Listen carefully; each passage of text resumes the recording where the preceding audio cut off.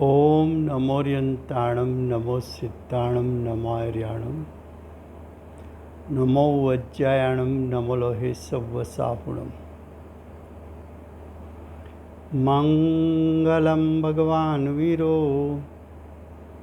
मंगलं गौतमो गणी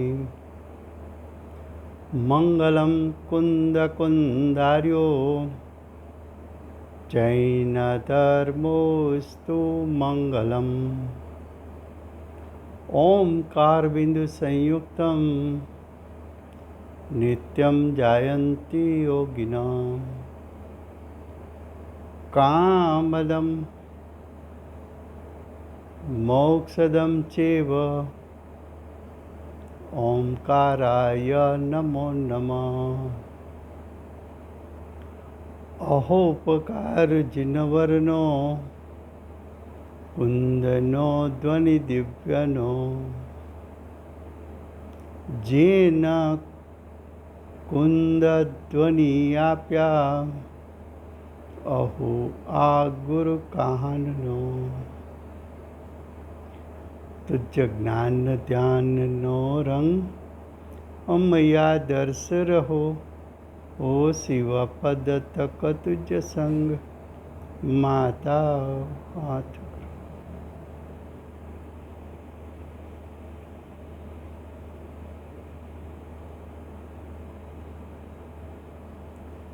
આ અષ્ટપાહુર નામનું અધ્યાત્મશાસ્ત્ર છે. ભગવત કુનકુંદાચાર્ય દેવે બીજું પાહુડ સૂત્રપાહુની રચના કરી છે. સૂત્રનો અર્થ કર્યો છે કે જે સૂત્ર પ્રયોજનને શોધી આપે, જે સૂત્ર પ્રયોજનની પ્રાપ્તિ કરાવે, એટલે કે જે સૂત્ર મોક્ષ માર્ગ અને મોક્ષની પ્રાપ્તિ કરાવે એને આચાર્ય ભગવાન સૂત્ર કહે છે. હવે કે છે કે જિનેન્દ્ર ભગવાનના આગમમાં એટલે કે જિનેન્દ્ર ભગવાનની વાણીમાં એટલે કે ગણધર દ્વારા રચાયેલા 12 અંગ 14 પૂર્વમાં એટલે કે 4 અનુયોગમાં શાસ્ત્રોમાં 2 પ્રકાર સિદ્ધ છે. એટલે કે 2 પ્રકારે કથન કરવાની પદ્ધતિ છે.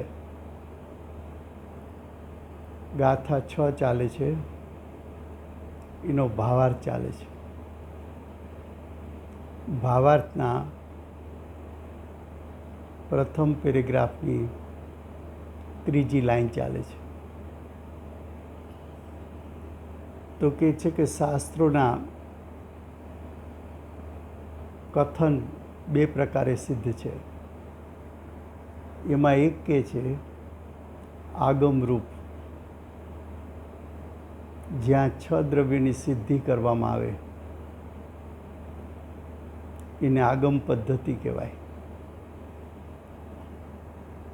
પછી બીજું અધ્યાત્મરૂપ, 6 દ્રવ્યોમાં જીવને મુખ્ય રાખીને,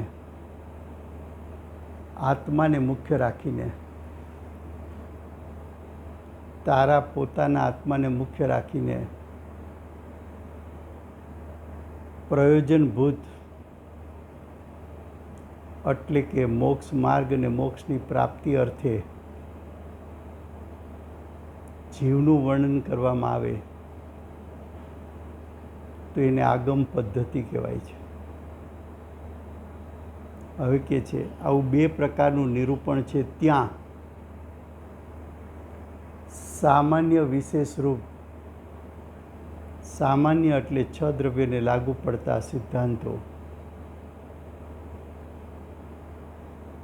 વિશેષ કહેતા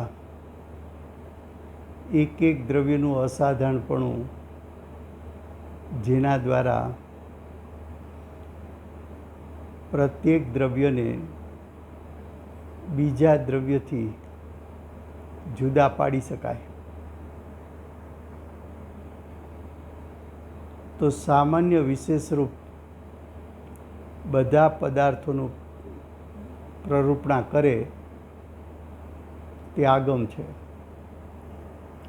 એટલે છ દ્રવ્યોને સિદ્ધ કરે, એના સામાન્ય સિદ્ધાંતોને સિદ્ધ કરે, એટલે કે છ દ્રવ્યોને લાગુ પડતા સિદ્ધાંતોને સિદ્ધ કરે, એક એક દ્રવ્યનું અસાધારણપણું છે એ સિદ્ધ કરે. દાખલા તરીકે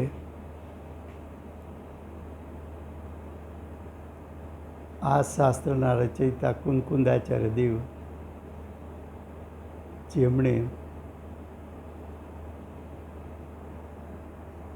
જેમણે પ્રવચનસારની રચના કરી છે. એ પ્રવચનસાર એનો બીજો અધિકાર જ્ઞેય તત્વ પ્રજ્ઞાપન, એમાં પ્રથમ જ્ઞેય તત્વ પ્રજ્ઞાપનમાં પ્રથમ પેટા અધિકાર દ્રવ્ય સામાન્ય અધિકાર લીધો છે. એ દ્રવ્ય સામાન્ય અધિકાર દ્વારા છ દ્રવ્યને લાગુ પડતા સિદ્ધાંત બતાવ્યા.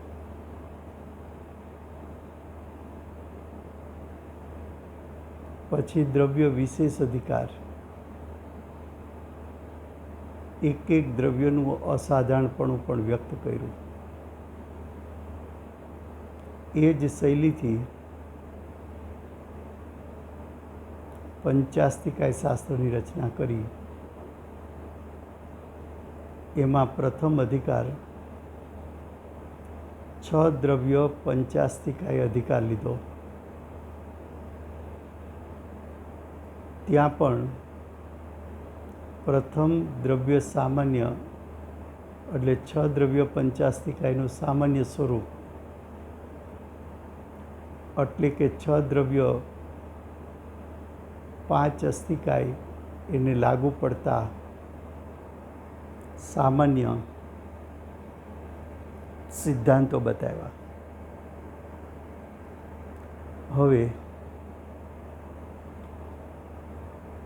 ત્યાર પછી દ્રવ્ય વિશેષ અધિકાર, એમાં છ દ્રવ્ય પંચાસ્તિકાય એનું વિશેષપણું દર્શાવ્યું.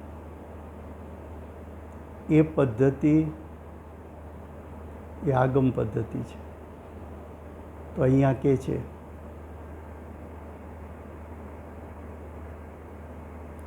આગમરૂપ પદ્ધતિમાં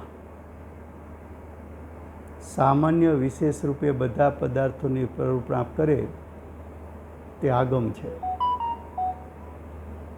હવે અધ્યાત્મની વાત કરે છે. સમયસાર શાસ્ત્ર છે એને 9 પદાર્થનો વિષય બતાવ્યો. એ 9 પદાર્થમાં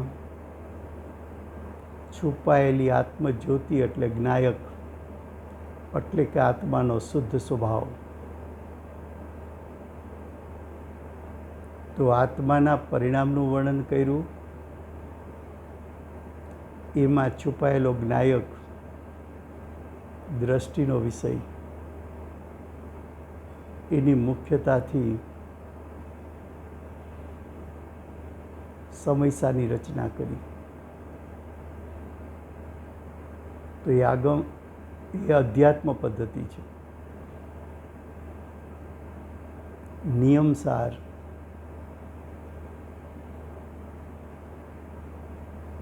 ત્રીજો અધિકાર શુદ્ધ ભાવ અધિકાર. એની પહેલાં 2 અધિકાર લીધા, જીવ અજીવ અધિકાર. જીવ અજીવ અધિકારનું યથાર્થ શ્રદ્ધાન અને જ્ઞાન કર્યું. એ જીવ શુદ્ધ સ્વભાવનો આશ્રય લઈને સમ્યક દર્શન જ્ઞાનને પ્રગટ કરે છે અને એ જ શુદ્ધ સ્વભાવનું વિશેષ અવલંબન લઈને મુનિ પણ ગ્રહણ કરે છે. તો નિયમસારમાં પણ આત્માનું વર્ણન મુનિપણાની મુખ્યતાથી અને મુનિપણું સમ્યક દર્શન સમ્યક જ્ઞાન વગર હોતું નથી. એટલે સમ્યક દર્શન સમ્યક જ્ઞાનની મહિમાપૂર્વક મુનિપણાનું સ્વરૂપ ત્યાં પણ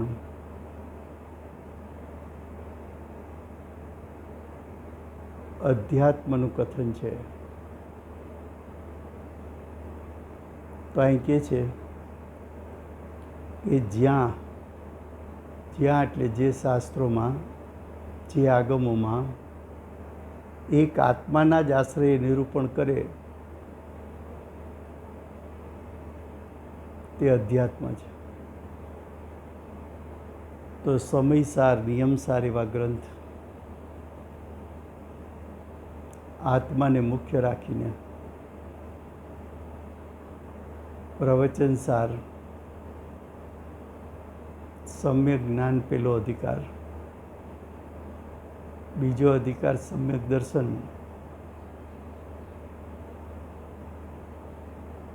દર્શન અધિકારમાં ભલે આગમનું નિરૂપણ હોય પણ એ આગમ સ્વરૂપનું શ્રદ્ધાન યથાર્થ કરનારને સમ્યક દર્શનની પ્રાપ્તિ થાય છે એમ કહીને ખરેખર અધ્યાત્મનું સ્વરૂપ લઈ લીધું. અને ત્રીજા અધિકારમાં બે પ્રકારના મુનિનું આચરણ, શ્રેણી આરોહણ કરનાર મુનિ, છઠ્ઠે સાતમે ગુણસ્થાને ઝૂલતા મુનિ.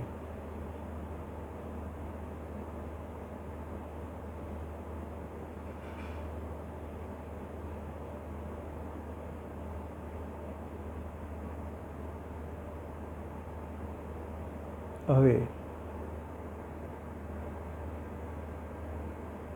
શું કહે છે આગળ? અહેતુમત.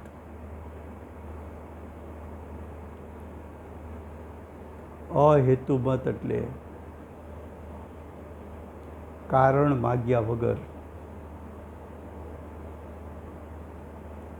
કારણ માગ્યા વગર એટલે જ્ઞાનીની તું વાણી સાંભળ, એને આજ્ઞા સમજીને જ્ઞાનીની વાણી સાંભળવી.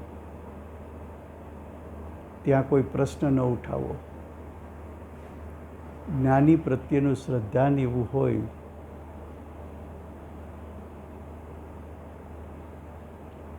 ગુરુદેવે પરિવર્તન કર્યું ત્યાર પૂર્વે સંપ્રદાયમાં એક એવી ગુરુદેવની છાપ હતી કે ગુરુદેવનું જ્ઞાન,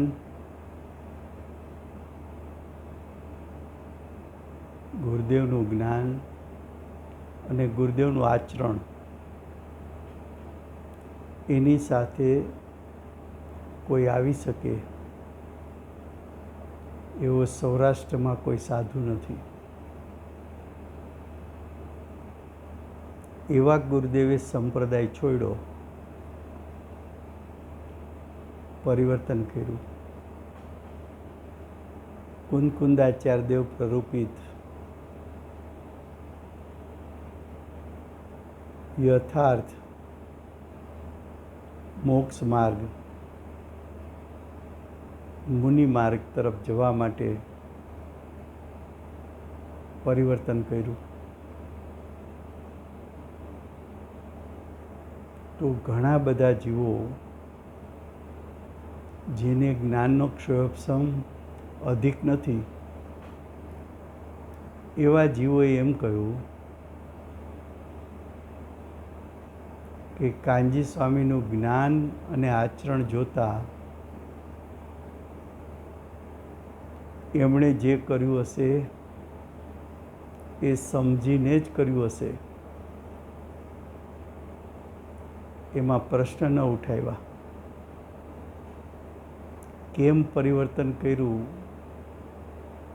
એવા કારણો ન પૂછ્યા.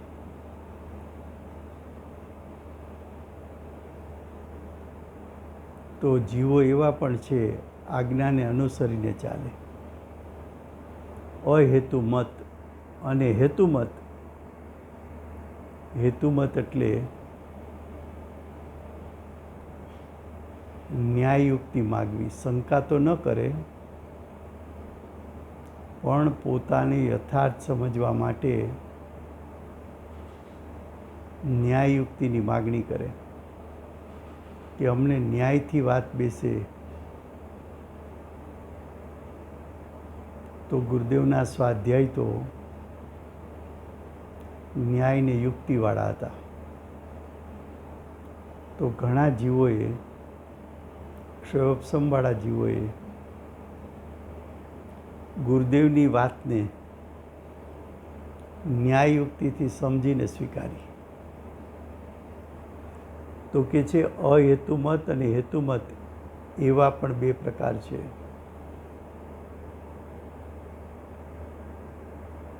ઉપદેશની આજ્ઞા માને કે ઉપદેશમાં દર્શાવેલ ન્યાયયુક્તિ દ્વારા સ્વીકાર કરે, એવા પણ બે પ્રકાર છે. ત્યાં સર્વજ્ઞની આજ્ઞાથી જ ફક્ત પ્રમાણતા માનવી,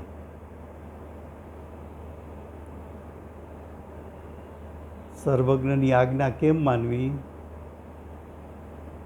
તો કે જે પરિપૂર્ણ વિતરાગ છે, જેના પરિણામમાં હવે રાગદ્વેષ નથી,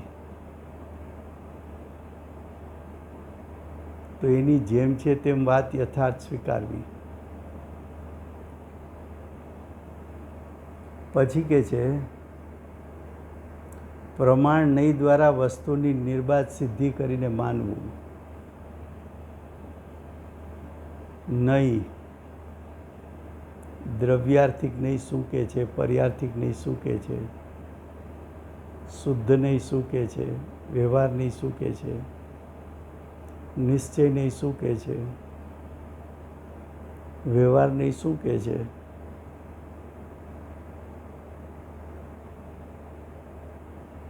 દ્રવ્યાર્થિક નહીં અને પર્યાર્થિક નહીં વચ્ચે પરસ્પર વિરોધ આવતો નથી, એવું ન્યાયયુક્તિથી નિર્બાધપણું સિદ્ધ કરીને માનવું, એ હેતુમત છે. ગુરુદેવની વાણી તો એવી હતી, બેનશ્રીની પણ વાણી એવી હતી કે તું એને આજ્ઞા માને તો આજ્ઞા, કારણ કે રાગદ્વેષ બંને એ ત્યાગી દીધા. જેને રાગદ્વેષ છૂટ્યા એનું નિરૂપણ યથાર્થ હોવાથી એને જો તું જ્ઞાની તરીકે સ્વીકાર, તો પછી એની વાણીને આજ્ઞા તરીકે સ્વીકારવામાં કોઈ બાદ નથી.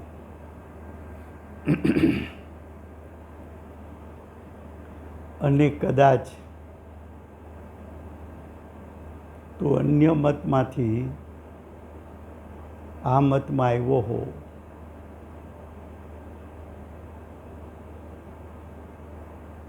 તો 363 પાખંડ મત શા માટે છોડવા જોઈએ, એની ન્યાયયુક્તિ પણ ગુરુદેવ બતાવશે.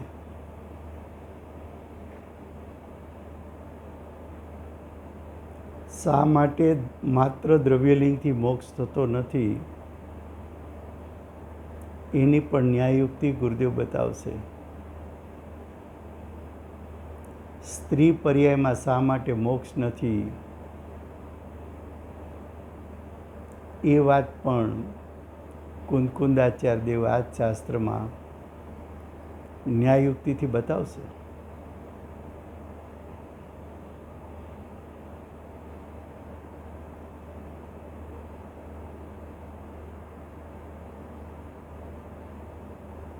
વસ્ત્રથી શા માટે મુનિપણું માની ન શકાય એ વાત પણ આચાર્ય ભગવાન ન્યાયયુક્તિથી બતાવશે. હવે કે છે આ પ્રમાણે બે પ્રકારે આગમમાં નિશ્ચય વ્યવહારથી વ્યાખ્યાન છે. નિશ્ચય એટલે મુખ્ય તે નિશ્ચય, ગૌણ તે વ્યવહાર. આત્મા તે મુખ્ય છે, બાકીનું બધું ગૌણ છે. આત્માનો જ્ઞાયક સ્વભાવ મુખ્ય છે, બાકીનું બધું ગૌણ છે એ વ્યવહાર. સ્વ આશ્રિત તે નિશ્ચય એટલે જ્ઞાયક સ્વભાવનો આશ્રય લેવો એ નિશ્ચય. અને પરાશ્રય તે વ્યવહાર. જ્ઞાયક સ્વભાવ સિવાય કોઈનો પણ આશ્રય લે એ પરાશ્રયપણું છે, એ વ્યવહાર. સ્વ તે નિશ્ચય, મારો જ્ઞાયક તે સ્વ એ નિશ્ચય. બાકી બધું પર એ વ્યવહાર. એવું નિશ્ચય વ્યવહારથી વ્યાખ્યાન છે.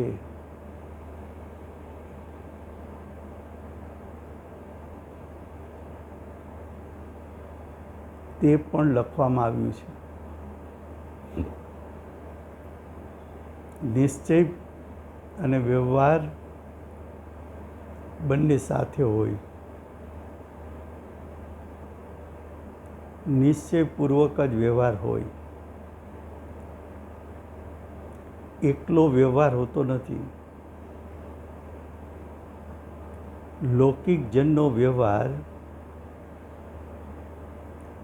એ લૌકિક વ્યવહાર છે, એ અધ્યાત્મનો વ્યવહાર નથી. લૌકિક જનનો વ્યવહાર, જેમ લોકો બોલે કે ભાઈ અમારે વ્યવહારમાં જવું પડે,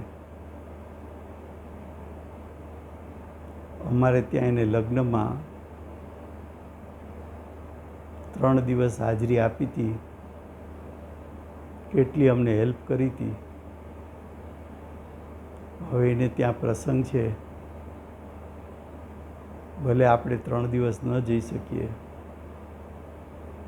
પણ વ્યવહારમાં એકાદ દિવસ ન જઈએ તો એને ખરાબ ન લાગે. એ વ્યવહાર લૌકિક જનનો વ્યવહાર છે.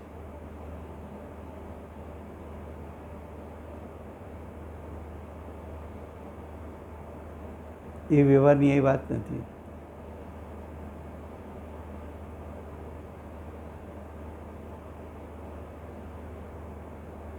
નિશ્ચયપૂર્વકનો વ્યવહાર એટલે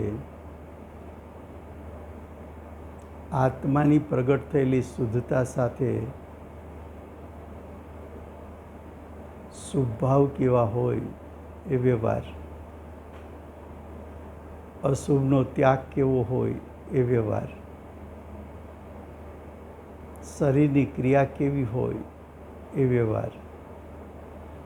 બાહ્ય ત્યાગ કેવો હોય એ વ્યવહાર. હવે આગળ કહે છે, જ્યારે આગમરૂપ સર્વ પદાર્થોના વ્યાખ્યાન પર લગાવીએ છીએ ત્યારે તો વસ્તુનું સ્વરૂપ સામાન્ય સ્વરૂપ અને વિશેષ રૂપ અનંત ધર્મ સ્વરૂપ છે. તે જ્ઞાનગમ્ય છે. આત્મા છે અથવા છ દ્રવ્ય છે એ અનંત ગુણાત્મક છે.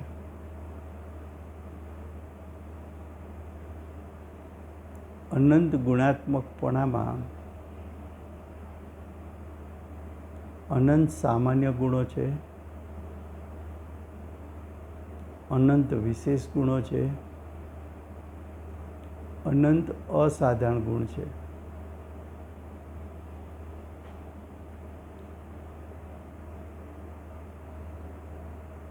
છ દ્રવ્યને લાગુ પડતા સિદ્ધાંત કેવા એ સામાન્ય નિરૂપણ છે. એક એક દ્રવ્યમાં ભેદ પાડીને સામાન્ય ગુણો, વિશેષ ગુણો, અસાધારણ ગુણો એનું વર્ણન કરવું એ વિશેષપણું છે. બીજી રીતે આગમનું દ્રવ્ય એટલે દ્રવ્ય પર્યાય સ્વરૂપ. દ્રવ્ય સ્વભાવ એકરૂપ સ્વભાવ છે. એ ત્રણેય કાળ એનું એકરૂપપણું છે. ત્રણેય કાળ એનું એકરૂપપણું છે.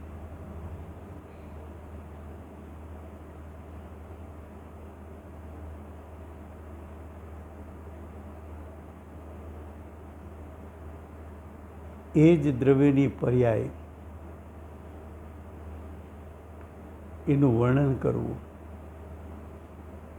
તો અનાદિથી અનંતકાળની પર્યાયમાં વિધવિધતા છે, એનું વિશેષપણું છે. દ્રવ્યથી એકરૂપપણું એ સામાન્યપણું. અનાદિથી અનંતકાળની પ્રત્યેક પર્યાય એની વિધવિધતા જોવી એ વિશેષપણું.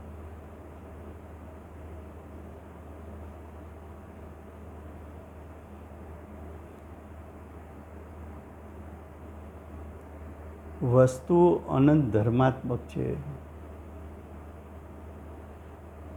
વસ્તુ અનંત શક્તિવાન છે. વસ્તુ અનંત ગુણાત્મક છે. એ છ દ્રવ્યને લાગુ પડતું સામાન્યપણું છે. પણ આત્મા ચૈતન્ય સ્વરૂપ છે એ વિશેષપણું છે. પૂતગલ મૂર્તિક છે એનું વિશેષપણું છે.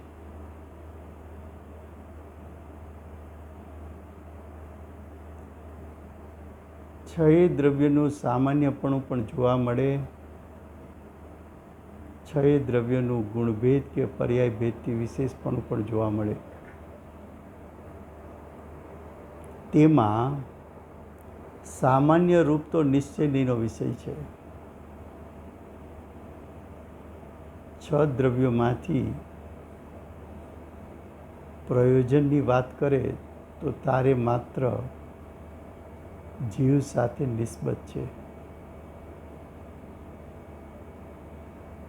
જીવમાં પણ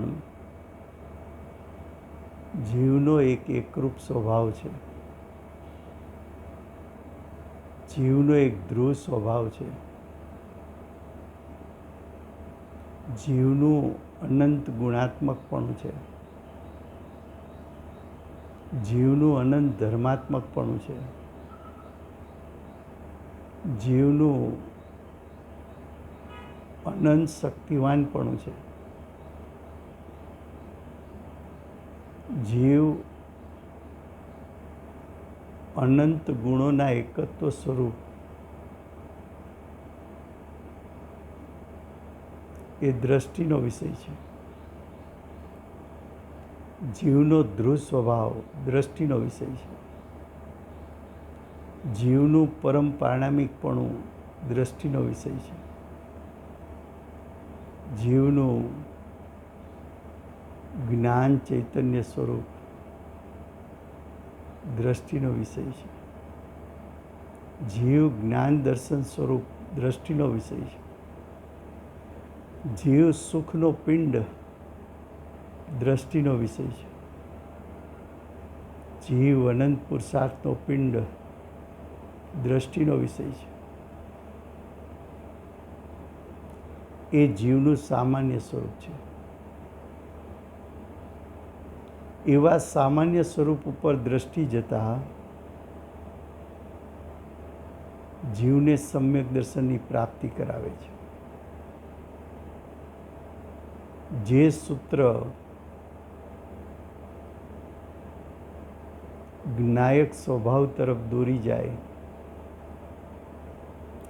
જે નહીં જ્ઞાયક સ્વરૂપ તરફ દોરી જાય, એ નહીં નિશ્ચય નહીં છે, એ નહીં શુદ્ધ નહીં છે, એ નહીં દ્રવ્યાર્થિક નહીં છે.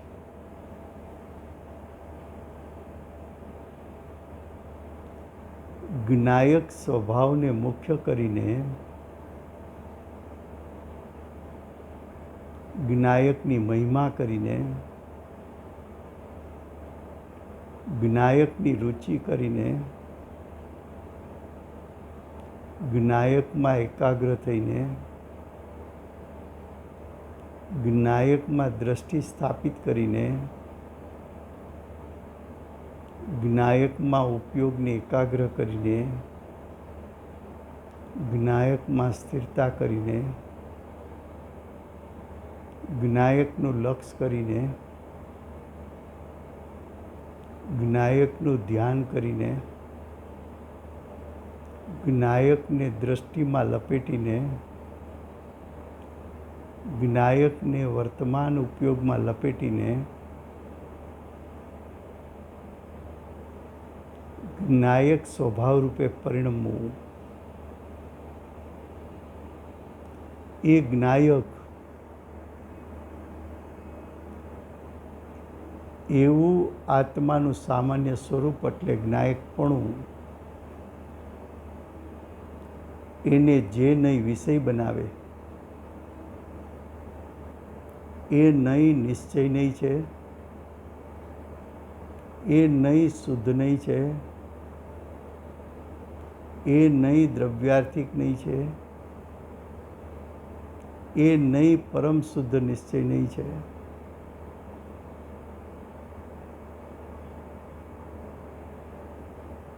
જ્યાં જ્ઞાયક દ્રષ્ટિમાં આવ્યો, જ્યાં શુદ્ધ નહીં એ જ્ઞાયકને વિષય બનાવ્યો, તે જ સમયે જ્ઞાયકનું શક્તિરૂપ સામર્થ્ય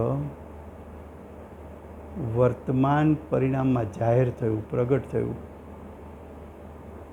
એ વર્તમાન પર્યાય જે શુદ્ધતા લઈને આવી, એ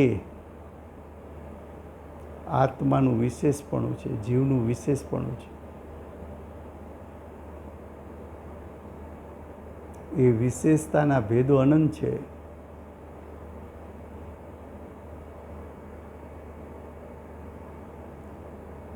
એ પર્યાય સાદી અનંતકાળ વિવિધ ભાવરૂપે પરિણમશે. એવી આત્માની સાધક દશાની અનંતી પર્યાયનું વર્ણન કરવું એ આત્માનું વિશેષપણું છે. એ વ્યવહારનીનો વિષય છે, કારણ કે પર્યાય છે તે ભેદ છે. ભેદ છે તે વ્યવહારનીનો વિષય છે. અભેદ જ્ઞાયક અવિનાભાવી જ્ઞાયક એકરૂપ જ્ઞાયક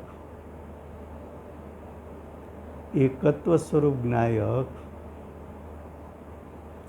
અભિન્ન જ્ઞાયક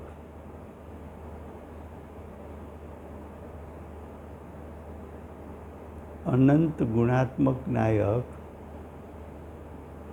અનંત ધર્માત્મક નાયક, અનંત શક્તિવાન નાયક એ નિશ્ચયનો વિષય છે. પણ અનંત ગુણના ભેદ, અનંત ધર્મોના ભેદ, અનંત શક્તિના ભેદ, અનંત પરિણામના ભેદ એ વ્યવહારનીનો વિષય છે. તો કે છે વ્યવહારનીનો વિષય છે. હવે આગળ કહે છે તેને દ્રવ્ય પર્યાય સ્વરૂપ પણ કહે છે. આગમનું દ્રવ્ય એટલે દ્રવ્ય પર્યાય સ્વરૂપ, અધ્યાત્મનું દ્રવ્ય એટલે ગુણભેદથી રહિત, પર્યાય ભેદથી રહિત, ઉત્પાદ વ્યયથી રહિત, પુણ્ય પાપથી રહિત, આશ્રવ બંધથી રહિત, સંવર નિજરા મોક્ષથી રહિત, મિથ્યાત્વથી રહિત, અવિરતિથી રહિત, પ્રમાદથી રહિત, કસાયથી રહિત, કંપનથી રહિત, મોહથી રહિત, રાગ દ્વેષથી રહિત, કસાય નો કસાયથી રહિત, ગુણભેદથી રહિત, ધર્મના ભેદોથી રહિત, શક્તિના ભેદોથી રહિત, હાનિ વૃદ્ધિથી રહિત, સંયુક્તપણાથી રહિત, પરદ્રવ્યથી રહિત, પરદ્રવ્યના ભાવોથી રહિત, પરદ્રવ્યના ગુણોથી રહિત,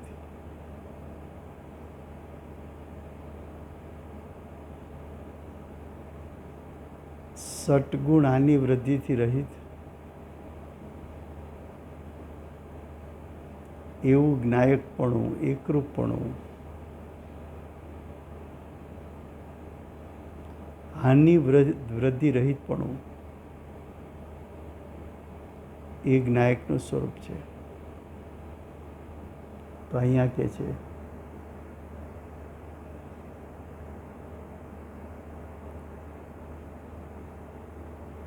તેને દ્રવ્ય પર્યાય સ્વરૂપ પણ કહે છે. એ આગમનું દ્રવ્ય થયું. આ બધા પ્રકારના ભેદોથી રહિત એ અધ્યાત્મનું દ્રવ્ય થયું. હવે આગળ કહે છે જે વસ્તુને વિવિક્ષા કરીને સિદ્ધ કરવી હોય, વિવિક્ષા એટલે અપેક્ષા, અપેક્ષા એટલે ભેદ,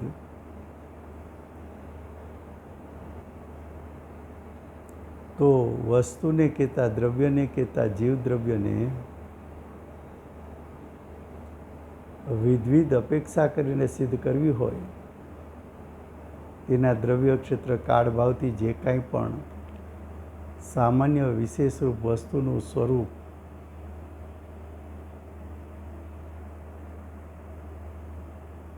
વસ્તુનું સર્વસ્વ હોય તે તો નિશ્ચય વ્યવહારથી તે પ્રમાણે કહ્યું છે તે પ્રમાણે સિદ્ધ થાય છે. અને જે વસ્તુની કોઈ અન્ય વસ્તુના સંયોગરૂપ અવસ્થા હોય તેને તે વસ્તુરૂપ કેવી તે વ્યવહાર છે. શું કીધું?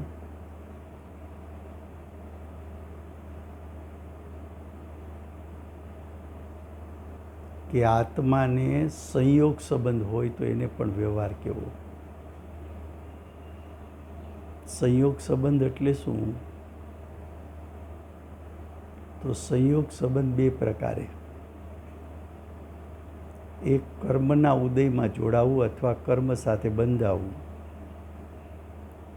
કર્મ સાથે બંધાવવું, શરીર સાથે બંધાવવું. એ અસમાન જાતિ દ્રવ્ય પર્યાય છે. એને સંયોગ સંબંધ કહેવાય. બીજો સંયોગ સંબંધ કે કર્મના ઉદયના કાળે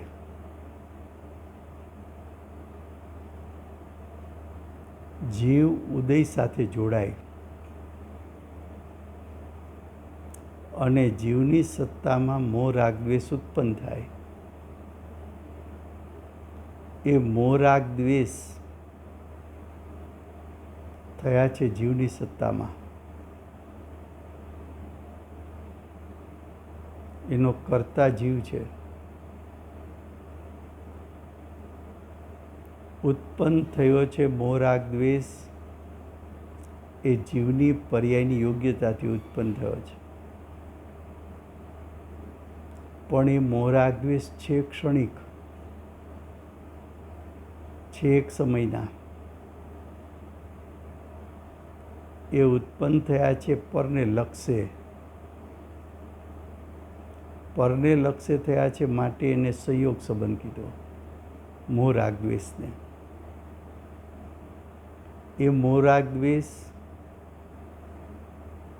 એક ક્ષણ માટે ઉત્પન્ન થયા છે માટે પણ એને સંયોગ સંબંધ કીધો. તો કે છે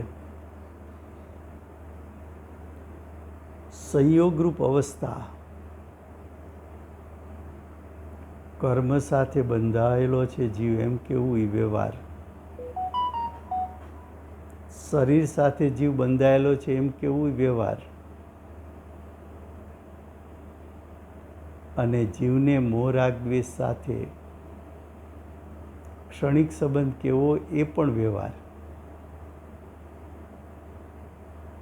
તો કે છે સંયોગરૂપ અવસ્થા હોય છે તેને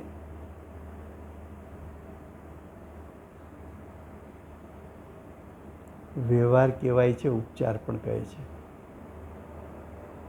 જેમ કે વિવિકસિત ઘડાના નામની વસ્તુ ઉપર લગાવીએ ત્યારે જે ઘડાનું દ્રવ્ય ક્ષેત્ર કાળભાવ રૂપ સામાન્ય વિશેષ રૂપ જેટલું સર્વસ્વ છે તેટલું કહ્યું. તેવી રીતે નિશ્ચય વ્યવહારથી કેવું તો નિશ્ચય વ્યવહાર છે તથા ઘડાને કોઈ અન્ય વસ્તુનો સંબંધ કરીને તે ઘડાને તે નામથી કેવું. દાખલા તરીકે અનેક ઘડા છે એમાં અનેક વસ્તુ ભરી છે. પછી તમે એમ કહ્યું કે ઘીથી ભરેલો ઘડો હતો તો ઘી ઘડાના સંયોગમાં છે. હવે ઘડો ખરેખર તો માટીનો છે પણ માટીનો ઘડો નહીં કહેતા એમાં ઘીનો સંયોગ હોવાથી તમે આરોપણ કરીને એમ કહ્યું ઘીનો ઘડો લાવો. નિશ્ચયથી ઘડો તો માટીનો છે. એમ જીવને મોહી રાગી દ્વેષી કેવો એ તો કર્મના સંગમાં આવ્યો એટલે મોહી રાગી દ્વેષી થયો. જેમ ઘડા સાથે ઘી સંયોગ સંબંધમાં છે એમ મોહ રાગ દ્વેષ જીવના સંયોગ સંબંધમાં છે. તો આવો સંયોગનું આરોપણ કરીને કથન કરવું એ પણ વ્યવહાર છે. સમય થયો છે. દિવ્ય ધ્વનિના દાતાર શ્રી સિમંદર ભગવાનનો જય હો. નિશ્ચય વ્યવહારનું યથાર્થ સ્વરૂપનું પ્રરૂપણ કરનાર શ્રી કુંકુંદાચાર્ય દેવનો જય હો. વર્તમાન કાળે નિશ્ચય વ્યવહારનું સ્વરૂપ સાક્ષાત સમજાવનાર પરમ કૃપાળુ શ્રી સદગુરુ દેવનો જય હો. નિશ્ચય સાથે જેમને વ્યવહાર પ્રાપ્ત કર્યો છે એવા પ્રસમમૂર્તિ ભગવતી માતનો જય. અષ્ટ જીનવાણી માતનો જય. પરમ દિગંબર જૈન ધર્મનો